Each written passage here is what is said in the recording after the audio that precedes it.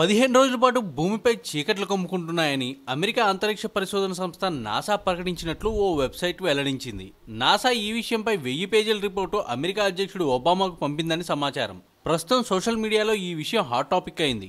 ఆ వెబ్సైట్ కథనం ప్రకారం నవంబర్ 15 నుంచి 30 వరకు అంటే 15 రోజుల పాటు భూమిపై చీకట్లు కమ్ముకోనున్నాయి. బ్లాక్అవుట్ గా పిలుస్తున్న దీని ప్రభావం నవంబర్ 15 తెల్లవారుజామున 3 గంటల నుంచి నవంబర్ 30వ తేదీ సాయంత్రం 4:45 వరకు ఉండనున్నట్లు నాసా వివరించిందని ఆ వెబ్సైట్ తెలిపింది.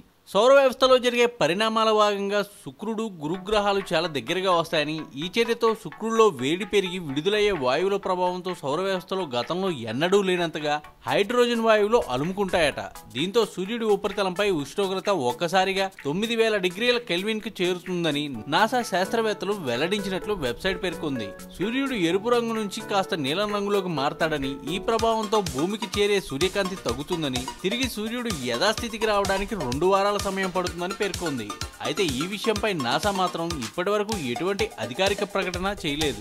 అయితే కొంతమంది శాస్త్రవేత్తలు ఈ విషయం నమ్మశక్యంగా లేదని కొట్టిపారేస్తుండగా, మరికొంతమంది భూమి మీద చీకట్లు కమ్ముకోకపోయినా 6 నుంచి 8 డిగ్రీల వరకు ఉష్ణోగ్రత మాత్రం పెరుగుతుందని, 10 లక్షల ఏళ్లకొకసారి ఇలా జరుగుతుందని చెప్తున్నారు.